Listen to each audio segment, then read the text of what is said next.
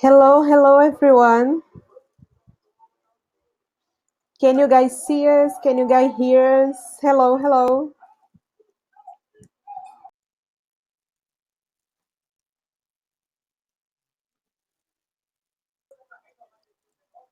Hey, if you guys can hear, please type on the chat.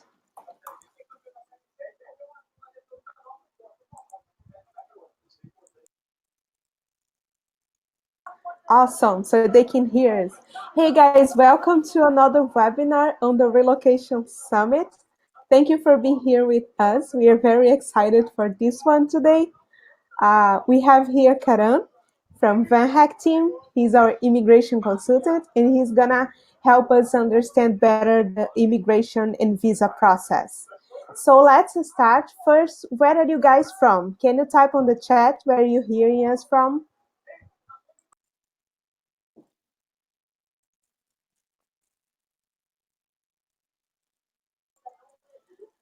So we have people from Nigeria, India, Brazil, Colombia, Serbia, awesome. Nepal, wow. Pakistan, Kenya, awesome. Chile. Oh, people from all over the world. Awesome. Awesome. Very nice. Oh, we have someone listening us from Australia at 3 in the morning. Awesome. Very nice, Julio. Awesome.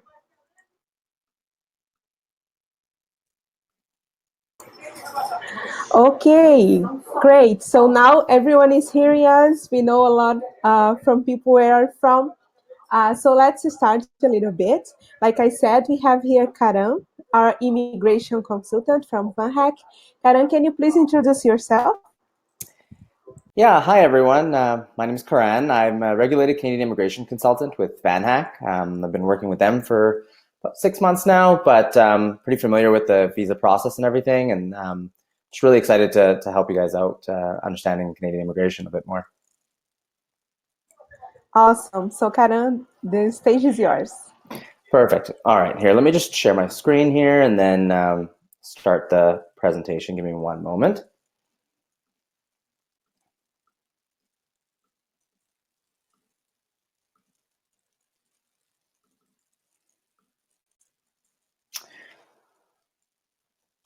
All right.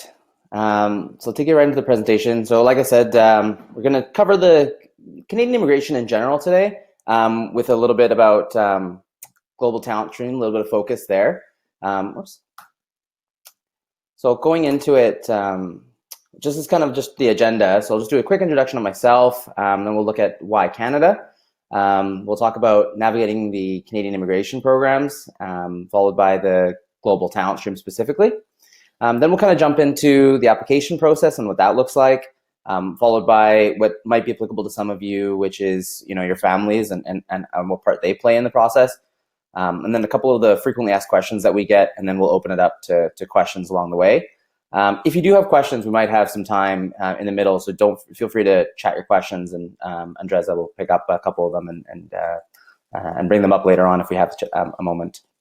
So I'll just talk about myself a little bit. So like I mentioned, I'm a immigration consultant with VanHack. I'm regulated here in Canada. We are.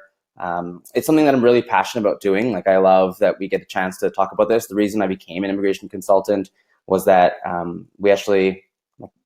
there's a lot of people here who are needing jobs for people abroad, but there's a lot of consultants who don't do it in the right way. Like, they charge crazy amounts of money for foreign people to be able to work here in Canada. So what really got me excited about it was helping people, bring people over in a really legitimate way, and VanHack works really well because that's exactly what we do. So you'll get to hear about a little bit more about that through the presentation here. But maybe let's jump into why kind of choose Canada. So a lot of questions that we get sometimes is why do Canadian companies even want to hire me? And I think a big part of the reason is So I'm not sure if everybody knows what's happening in Canada, but basically there's a lot of tech companies who are from the United States who are coming up here. Typically labor's a bit cheaper, but also it's getting very dense over there, Silicon Valley, New York. So as large tech companies, we're looking at like Google, Facebook, Amazon, companies like this are all kind of coming up. We're finding a lot of the talent that's in Canada are jumping ship to some of those bigger companies. So as those bigger companies are getting fuller, basically Canada needs a lot of tech talent. And whether you're a person who's from the United States or you're a person from anywhere across the world, it is hard to get somebody to work in Canada. Like it's not just a matter of just coming up, taking a plane and starting to work here. It doesn't matter what country you're from. In fact, sometimes it's even harder for people from the United States. So we're finding just the local talent there just requires a lot more, and especially with the tech industry. And you'll find that the global talent stream process that we are using is so fast, and it's really made just for this subsect of the market that is for the tech industry because of this large need.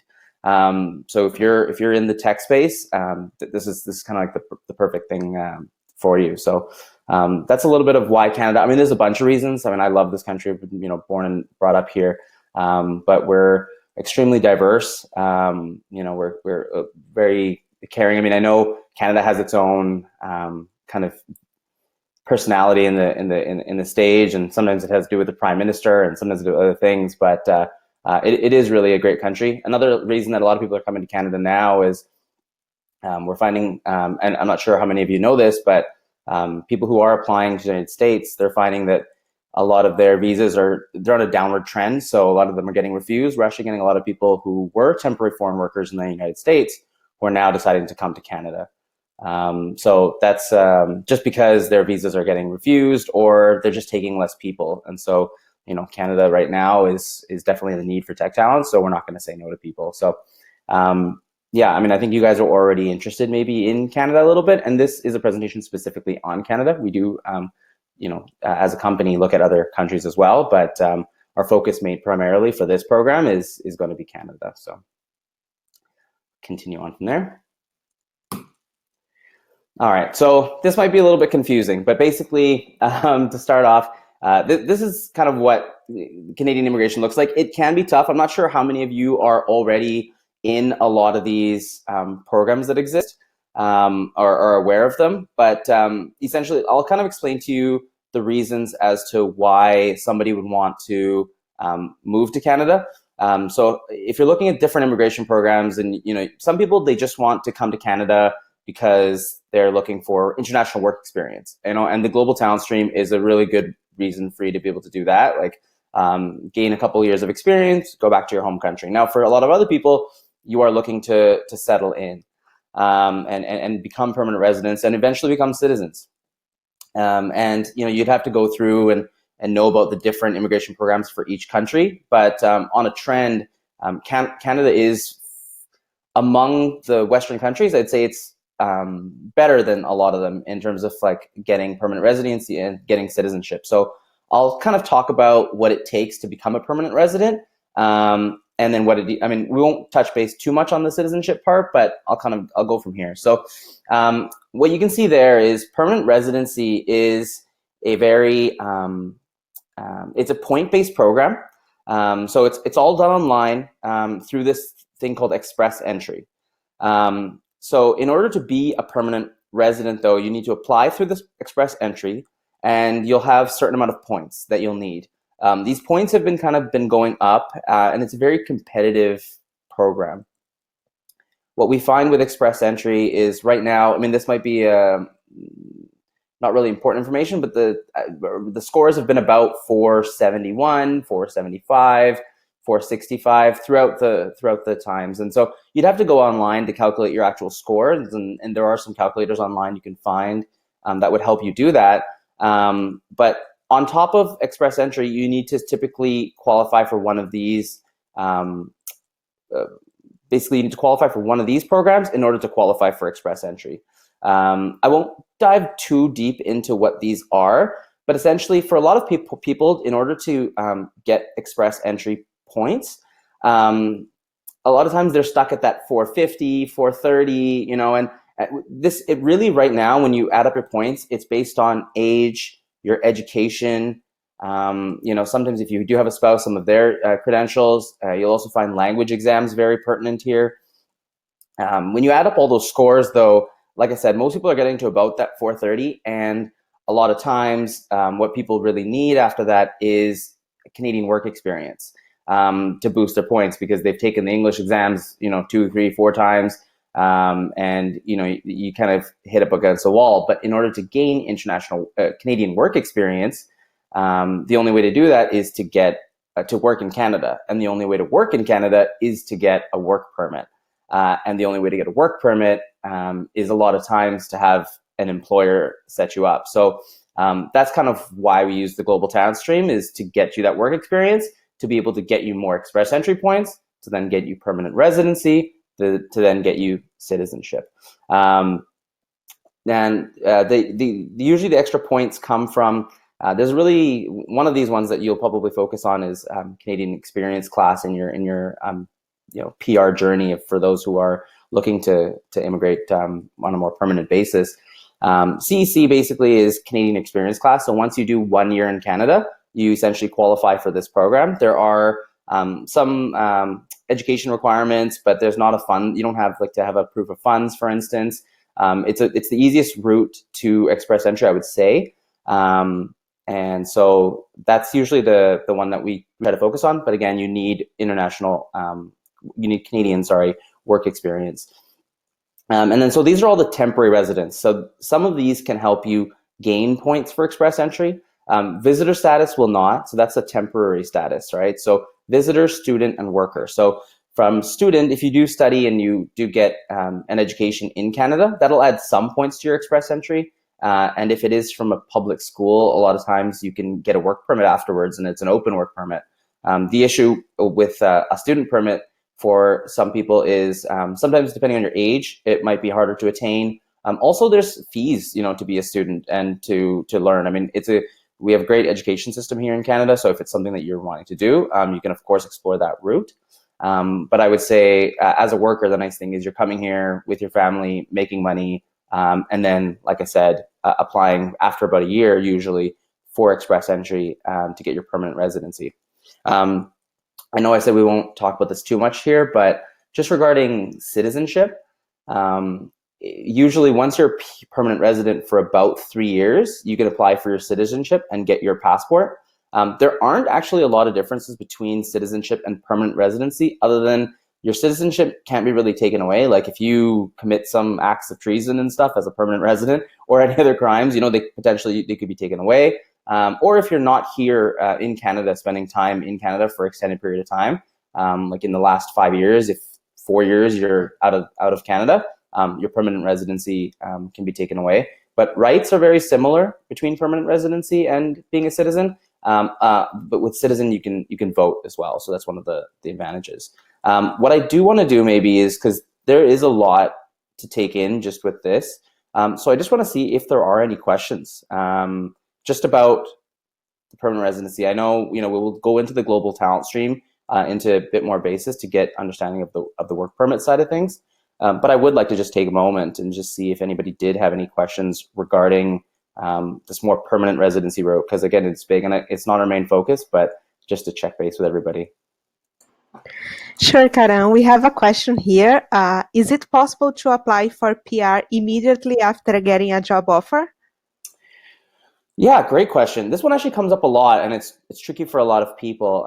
What you'd want to do is, you need to have a job offer, but you would also need to have what's called a positive LMIA. It's something I'll discuss really shortly, actually. But yeah, you would want to. My recommendation is, basically the job offer needs to be made for 1 year past you getting the permanent residency. A lot of companies, if they're going to give you this job offer, they want you to start working. So my usual recommendation is, once you get the work permit, then apply for express entry, and you can add those 50 points to your program. But yeah, they'd be applicable right away if you were to do that. But the company would need to apply for what's called an LMIA, And I promise I will talk about this that part of it really shortly. But to answer your question, yes, you can apply for a job offer once you get that LMIA. Awesome. We have other questions, but they are more related to work permits and to express entry, so we can cover them later. Sure, yeah, no problem. Sounds good. Okay, we'll move on, and then if there are questions, I'd love to circle back to them. Okay, so let's jump into the global talent stream. So this is a work permit program, essentially. What it is maybe this is a good time to talk about that LMIA situation. So essentially, if a company wants to hire somebody who's not in Canada, it's not as easy as just saying, hi, please join our company. There is, anyone who's working in Canada needs to legally have a work permit. And in order to get a work permit, that process, again, isn't as simple. So in any other industry other than this tech field, so if you are, let's say, wanting to work for a magazine or a restaurant as a chef, or any really occupation in Canada, and somebody's looking to hire you from abroad, the company would need to spend about 6 months. So it's an LMIA application. So what it is they basically say, we're having a hard time finding local candidates for this role, so we need to look abroad, as Canada understands that not all the talent is found here, and where we have really open immigration programs. So company would have to spend this time, about 6 months, like I said, recruiting here in Canada, and also through this application process.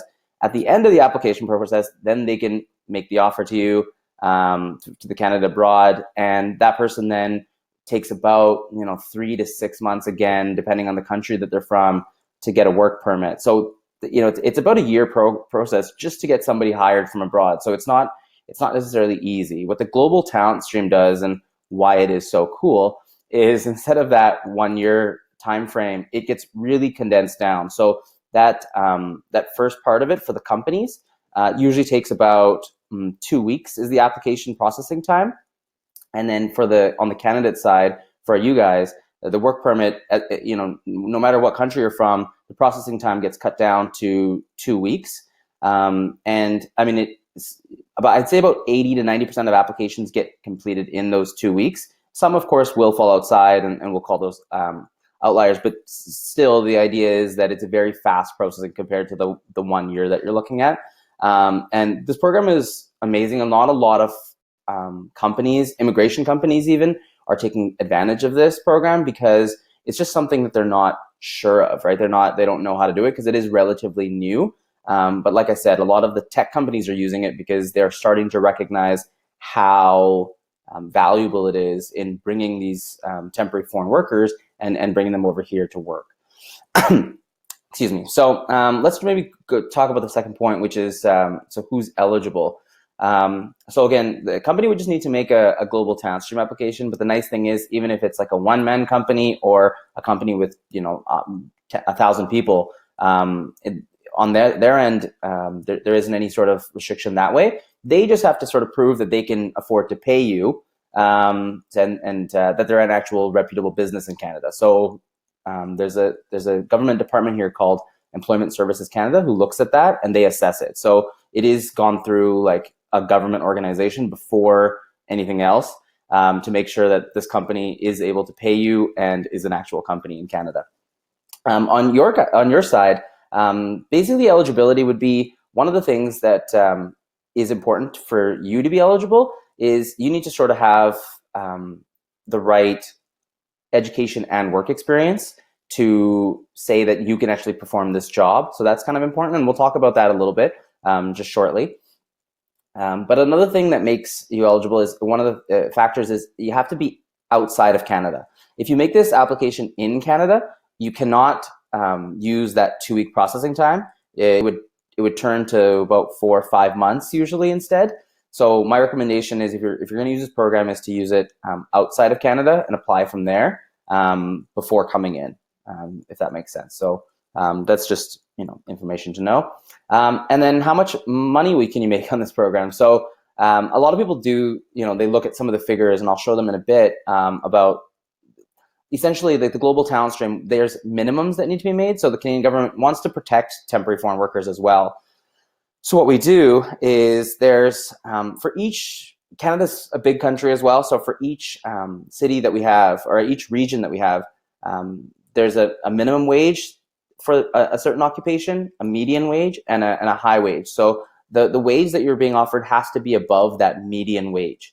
And that's just there to sort of protect you guys. And also, the wage that they're offering, the company's offering, has to be within the wage range that they would pay people with a similar experience. So for instance, if they have 5 employees that are all making between 80 to 90,000, paying you any less than that would not be really right. So that's another thing that they have to look at. So here's a quick little graph of kind of the different occupations that fall under the global talent stream. So most people that we at least end up hiring on, and the big need is software engineers and software developers. This, a lot of people, the Canadian government likes to separate engineers from developers. This isn't a big deal for you guys. It's something on the company side anyways, but essentially they just separate them. But these are some of the wages in Vancouver and Toronto as the median wages that the companies need to kind of go by the guidelines. And so, and you can see the different positions there. So web developers is another one that come in quite often. Managers of systems, and then database analysts, QA analysts. So if these are the types of jobs that you're looking for, the global talent stream is perfect for you. So if you are a writer, for instance, or a chef, you can't use the global talent stream. It really is just for the tech field. So, all right. Okay, so the application process, I think I kind of explained it already, yeah, so it's a company side, 2 weeks, and then on your side as well, 2 weeks. Typically, once you do get approved, you'll have to send your passport in to a local visa office in your country. That process can take about a week usually just to get your visa stamped. But all in all, what we end up doing here at VanHack is while we're working with the companies to get their global talent stream application submitted, to that government organization, we also will work with you to start your work permit application. So we'll start letting you know what documents you need, the checklist required, and to make sure that we have the strongest application, because we don't want to have to go through this process multiple times and have rejections. So we do try on our end to offer we'll ask you maybe sometimes more documents than you'd like, and it is a little bit annoying. To be honest, because I know some people, because of the documents required, and I'll talk about those as well, it's a tedious process. There's some forms to fill out, and but the prize at the end of the day is being able to, find a really cool job in Canada, gain some international work experience. So you just got to put up with it for a couple of weeks and, get the documents in. And once everything's done, get you and your family here to Canada. So. Maybe we can talk about some of those documents, though, that are required. They're not actually too bad, but the documents required for the applications. So you start with your passport. Now, one thing that's important to know about the passport is the Global Talent Stream program, it is a 2-year work permit that you're eligible for here in Canada. And the only reason you'd get less than 2 years is if your passport is expiring in 1 year, you'll only get a 1-year work permit. So I think for that reason, it's really important to note that maybe if you are, if you're looking at your passport, maybe just double check. And if it's something that's going to expire soon, you may want to just extend it so you don't have to do it later on once you do get hired, as it could just delay the process even further. And then there's also medical exams that typically you would need to take. Depending on what country you're from. So Canada, there's certain countries that if you live there for 6 months in the past year, then you'll have to give medical exams. So they'll ask you in the last year, have you stayed in any of these countries? And there's a list of the countries. And if you have stayed in any of those countries for 6 months or more, then typically you'll have to give medical exams for you and your family. The medical exams also, they last for a year. So if you do them at some point, like I said, the validity is a year long. Following that, you'll need your resume. So it's good to have a nice resume set out to send in. Like I said, if you don't have the right qualifications, a lot of times they'll say no to you. So it's good to have a nice resume done. I mean, even for the interview, and to send it to companies. I know VanHack, I believe, Premium helps with that as well.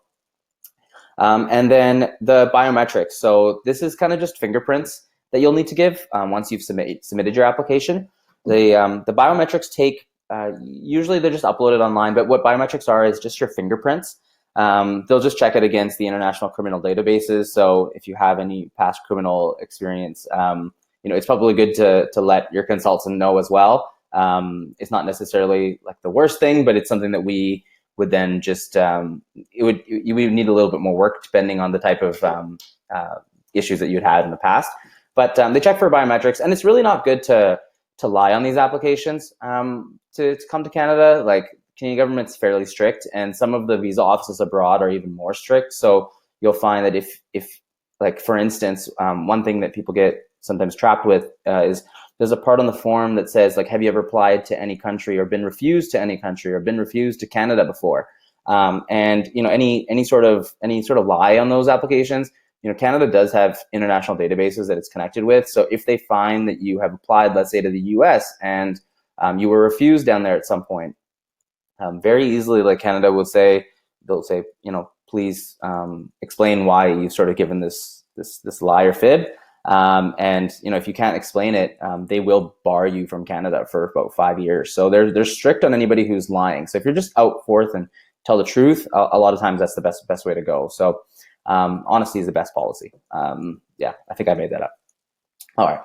And then if you are coming with spouse or kids, your marriage certificate would be part of the application, as well as birth certificates for children. A lot of people, if you're not married right now, you're in a common law relationship. Canada sees common law relationships as people who are living together for at least 1 year.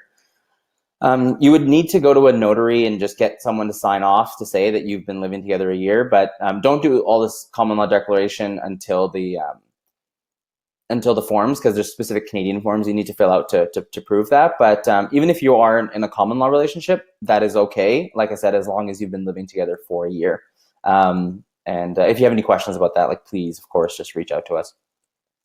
And then the really important documents. So the most important and sometimes the most difficult to get, depending on which country you're from, are proof that you're qualified for the job. So a lot of times what you need to show is just that you have the right work experience to be able to apply for this job. So starting with degrees and transcripts. So having a degree necessarily isn't, it's not necessary for the program. Essentially, when the companies are making that global talent stream application, they get to say what they're looking for. So if they're looking for somebody with 4 years experience and has a bachelor's degree, they can put that in the application.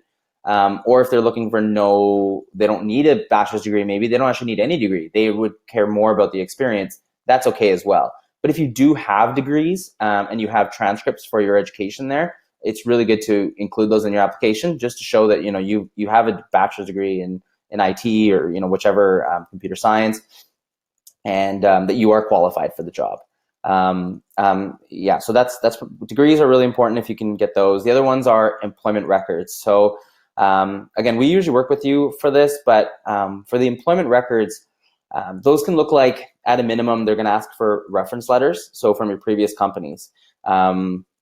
So you'd want to go back, and hopefully you haven't burned too many bridges with your older companies, but you may want to ask them, say, hey, can you give me a letter saying that you've worked here from this time to this time, in whichever field, making this much money, and these are my job duties, basically. And we have templates for these, but the idea being that, a reference letter is one thing, but you're also going to want to have proof that you were making money, and some added proof would be good. So some added proof could be things like tax returns. So you can show that you were earning money at the time. Pay stubs are great. So if you have pay stubs from those employers, hold on to those. I know in some countries, like if you're from Brazil, the CLT, the labor book, in Russia as well, the labor book, those can really help because they have all the employment that's on there. If it's your own company, for instance, that you were running and maybe you were just doing contract work, any of those invoices or still you could maybe get a contract. So any of those, any proof that you can show that you were working for that company. If for some reason you don't have proof or you can't get proof, it's not like Canada will just say no to you. It's just good to provide as much proof as you can. And because we do, like I said, we do like to give the strongest application right away so that you're set up for success and getting a positive result on the other end.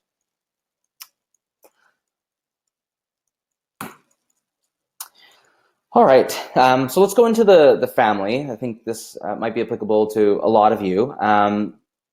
This is the really cool part as well about the global talent stream is that your family is able to come over on it as well.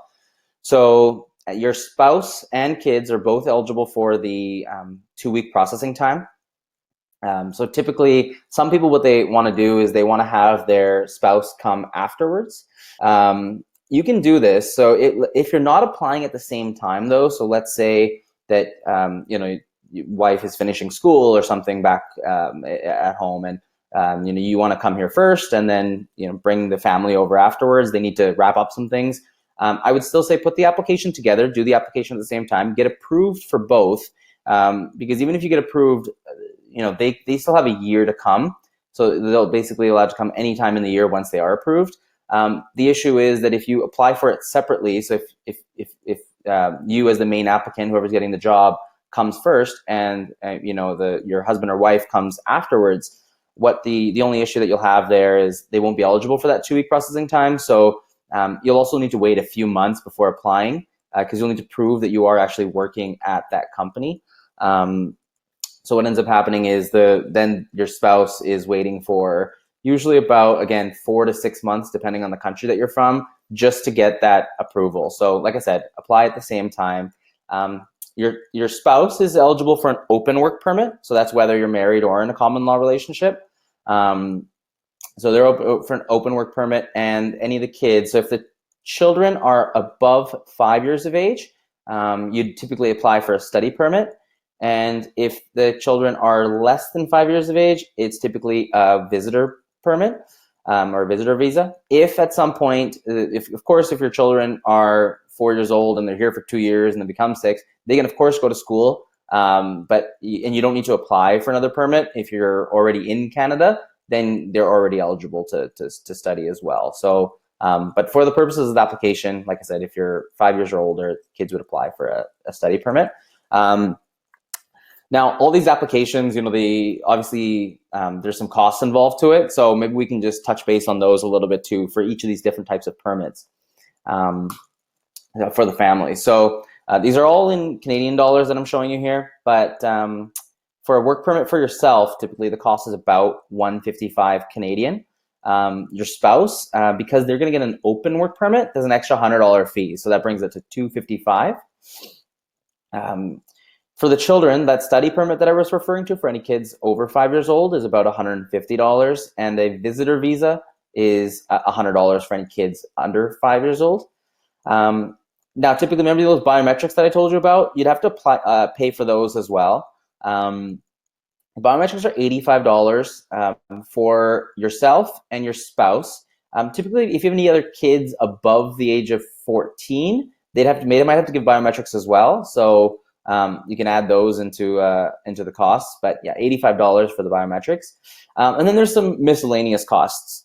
The extra cost could be things like the translation. So if you're from some countries, the documents that we referred to, so whether it be your marriage certificate, birth certificates, they could be in different languages, including your employment. Sometimes your employment reference letters, record letters, your common law declarations, all these documents, they might be in a different language other than Canada will only accept documents in English or French. So in case they are in a different language, you would just need to get them translated from an official translator who have a stamp and seal. So that's an important thing to look into and look at how much those would cost. The medical exams for you and your family, Typically, it varies, I think, but usually I find that they're around 250 to 350 Canadian dollars. So that's something to budget. And relocation costs, so that's flights and, having maybe an Airbnb for a while before you're looking for a place to rent in Canada. And that's another thing with a lot of the salaries. Like the salaries look really big compared to some places in the world. However, the costs to live here are a bit too. So the nice thing is, at least with VanHack, like I work with a relocation coordinator who works with you, who helps you get all this work permit stuff kind of organized, but also explains what it is to come to Canada and to understand like the next steps that you'll have to do, because there are a few things when you do get here. You'll have to get a SIN number, which I know I won't go into here, but just to start working. And so anyways, a little bit of that that shock that happens when you're sort of lifting your entire life, which is really tough to do. I can't imagine like getting all your family and moving to another country. It's a good country to come to. We have a lot of people from abroad. But it can be scary, and so we do help with some of that in terms of just some support if you do have questions around some of these things. But relocation costs, sometimes you'll find that companies also are willing to pay for some relocation costs, but that would just be something that's a part of the conversation that you're having with them at some point. Not all companies do that. And then pets, something you also want to budget for and start looking at early on. I've heard from some people that pets can be very expensive. So if you are the type of people with like 4, 5, 6 cats, like it can get a little expensive. So just do check, because it could be $1,000 even for a cat or something. There was one part I wanted to touch base on here, but I can't remember. But yeah, if there's any questions about the costs or anything associated with it, feel free to shoot us in the chat, and hopefully Desi can get to it. Okay, and then some of the really common questions that we get, at least, is what happens if you don't like your job, you hate it, and you want to quit, or if you get fired. So I'll touch base on that. Basically, if you end up like, Canada's not in they won't deport you if you get, if you want to leave your job or are fired from your job, let go. They essentially just ask that, you can stay in Canada for the period of your work permit. So let's just say you have a 2-year work permit, you've stayed in Canada for 1 year, and now you don't really like the job that you have, and so you're allowed to stay in Canada for the last part of that year. You just cannot work during that time. Because your work permit essentially will be a closed work permit. So it's only eligible to work for that employer. Your spouse, if you have one, that open work permit, because it's open, it's not tied to an employer, they can still continue to work for any company that they would want to. But like I said, your work permit, because it's closed, you wouldn't be able to work for any company at the time. And it's good to usually let us know if something like this happens. VanHack will usually try to see if there's another employer who's around to and because you're already in Canada, it's nice for them to try to get you to maybe get another job somewhere. Nothing that we can promise, of course, but we do try to help out in these types of situations. And it doesn't happen very often, but when it does, it's always unfortunate. But so we do understand. And then what happens at the end of the 2-year work permit? So yeah, because it is a 2-year work permit, and so one of those things that you can do afterwards. So if you haven't, most people that we find, they typically will apply for permanent residency at some point before those 2 years are up. But if you're having a hard time and you need to continue your experience for a little bit longer, basically, and a lot of companies, they don't really want to lose you. They're willing to go through that global talent stream process again. So they can apply for another global talent stream, and you can apply for another work permit and then extend your stay. So that's completely fine. A lot of companies do that as well, if you just want to continue to stay on a temporary basis. But if you are wanting to do it permanently, it's good to touch base with immigration consultant or immigration lawyer to find out the next steps and your eligibility for a permanent residency.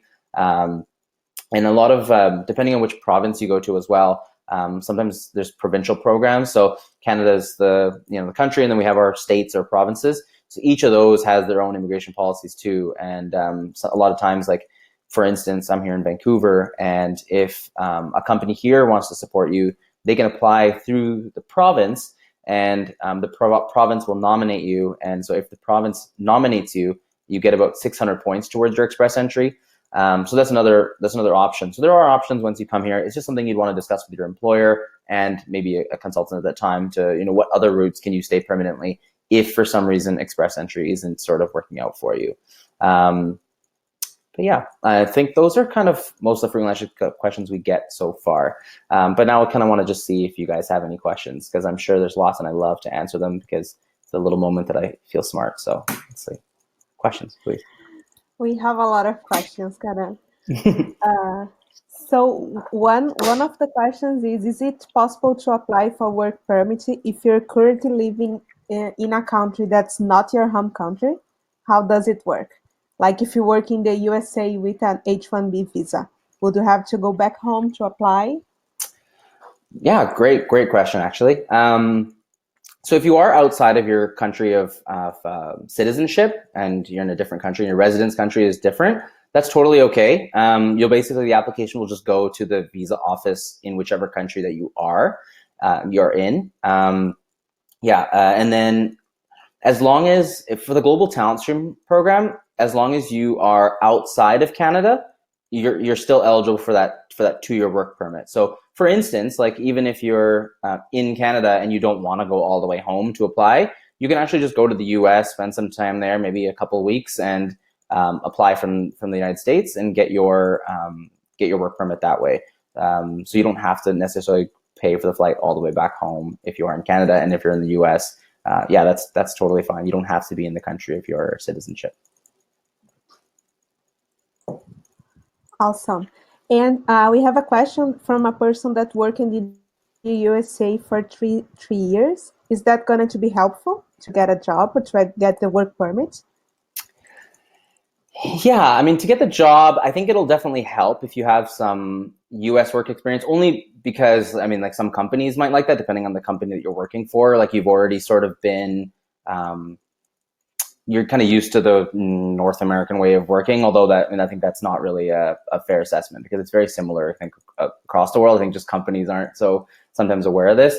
And then I think that's the other thing, like, this global talent stream program, like a lot of companies are still worried about hiring from abroad because usually it's an education piece. They're not really sure of how to do it. So that's kind of where VanHack comes along, where we try to educate everybody, and the more people that do it, the more it happens. So now it's really starting to become that thing that's common practice.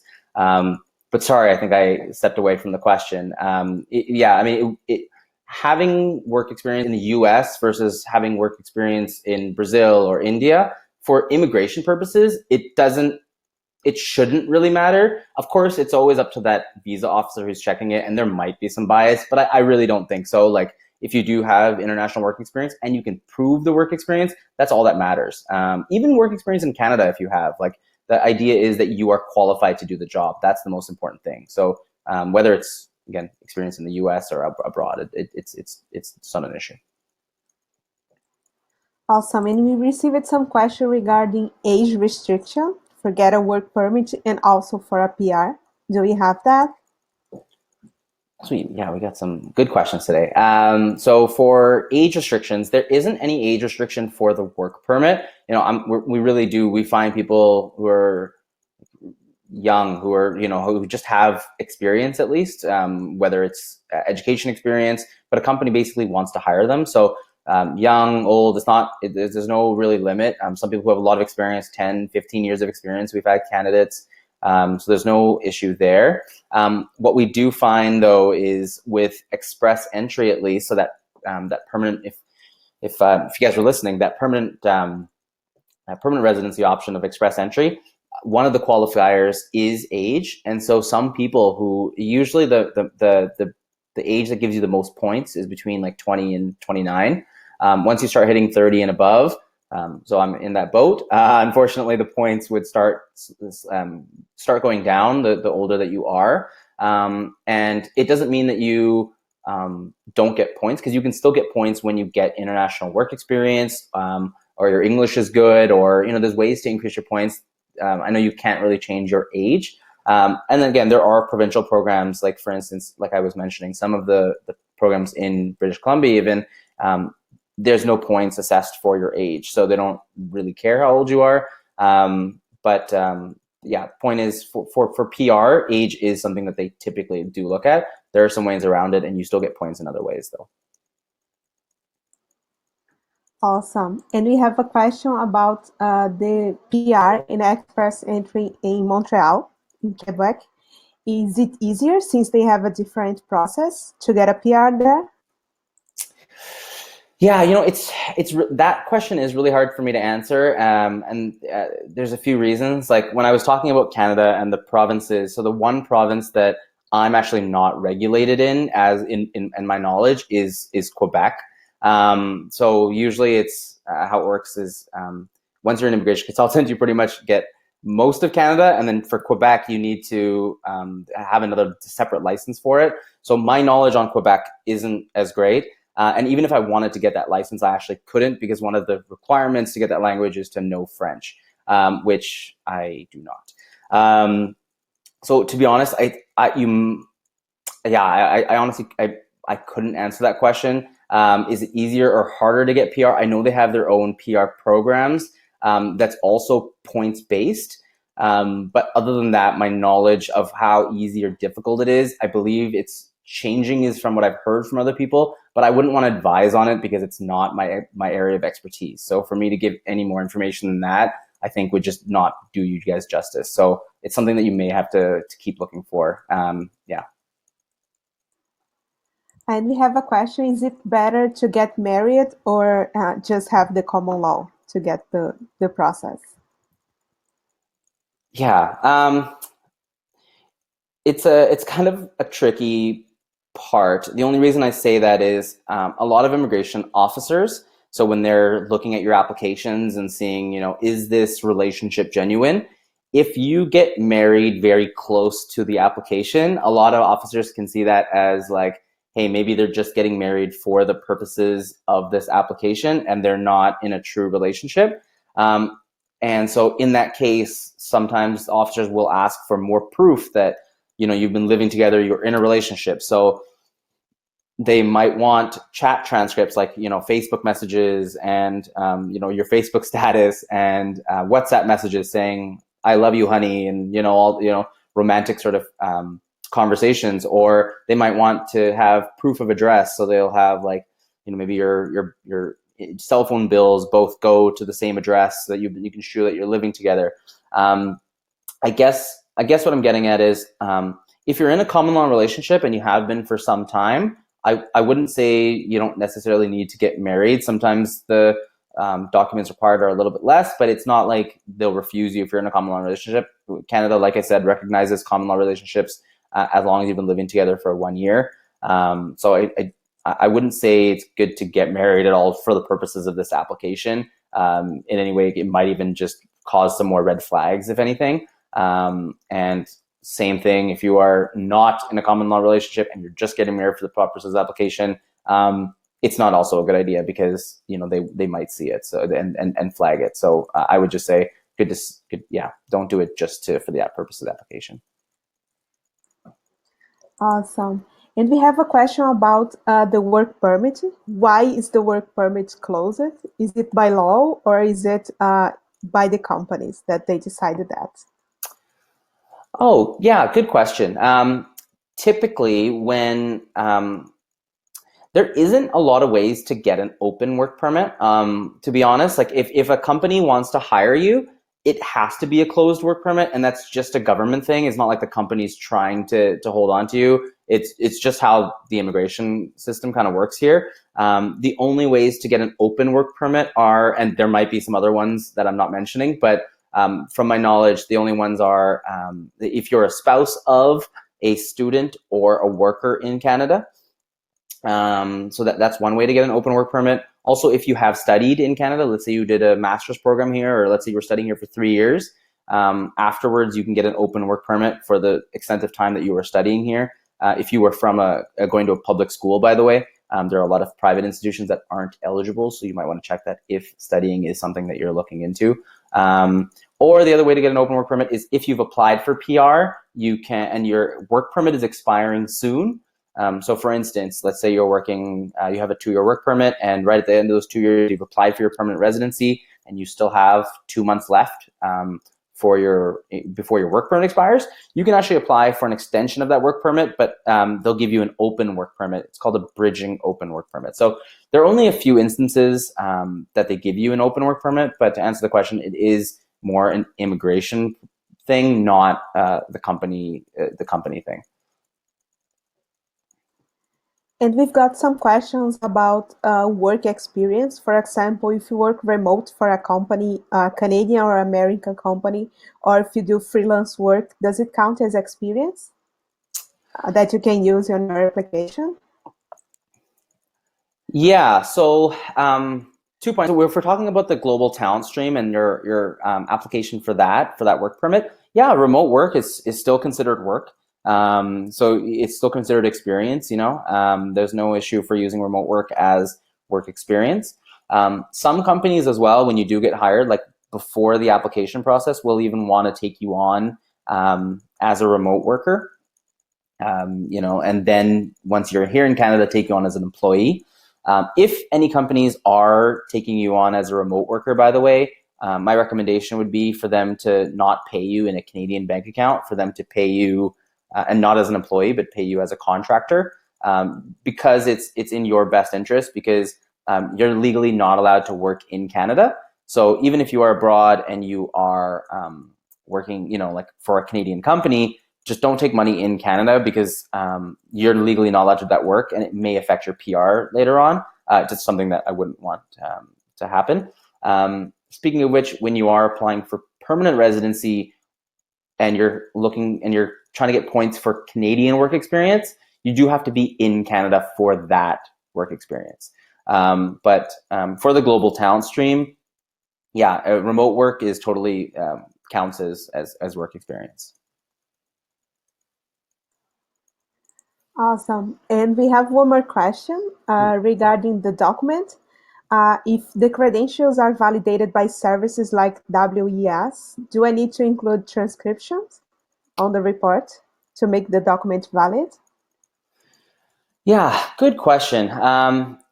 Typically, any of those documents, yeah, you'd still want to translate. The WES, or there's a few other ones, ICAS, et cetera, ICS, but those ones are typically more for permanent residency, and they just show the equivalent. Like basically, they're just saying like this degree in Canada is equivalent to a bachelor's degree or is equivalent to a diploma, but it doesn't check the validity of it. I would still say it's good to get those documents translated and provided. And the WES is actually much less important unless you're applying for PR. Then you'd want to have those.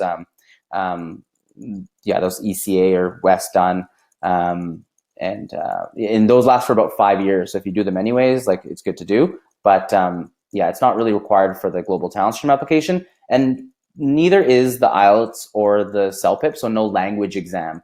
That's also not required for the global talent stream. It is required usually for most PR programs, but like I said, for the global talent stream, neither that or the WES is required. But if you're applying for PR, good to get those two things done at some point. And one last question, Karan. I see a lot of people asking how to increase their points for express entry. Do you have any tips for them? Yeah, I think like you can't change your age, and sometimes getting married actually gives you less points. But I would say like one of the things is your English exams. Like I would say it really is good to spend some time. Like a lot of people a lot of clients I have, they don't want to spend time studying for that English exam, or use a program, whether it's VanHack or outside of, to gain better understanding of English. And I think if you are not putting effort into getting to know the language, your scores are going to reflect that. So I'd say like it's good to spend some time getting your English and improving it, because if settling in Canada is important to you anyways, it's probably not a bad deal to also spend some time and picking up some skills in English. In terms of that though, other than that, it's the only other stuff I would say is gaining Canadian work experience. which again is also really tough, other than to have a job offer and get a work permit in Canada. So barring those two things, I think those things help the most. But yeah, those would help boost your points, I would say, the most. Awesome, Karan. Thank you very much. Guys, thank you again for being here in one more webinar of the Relocation Summit. I just want to remind you that we're still on Black Friday week. So as Karan said, it's important to have a great resume, and VanHack Premium can help you with that. So we are here in the best chance of the year, on the best price of the year to get you start your preparation. So you have more than 4 hours, 40 hours of interview preparation that's going to help you improve not only your English, but your interview skills, your confidence, and all of that.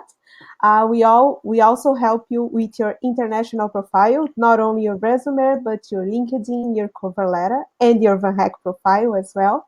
And you also have exclusive content and community that can help you prepare and get hired abroad. Karan, thank you again for taking this time to be here with us and answer all of our questions. Thank you guys again. So we have two more webinars tomorrow on the Relocation Summit, and I hope to see you all there. Thank you so much, everyone. It was a pleasure. Thank you. Thank you. Thank you. Bye. Bye.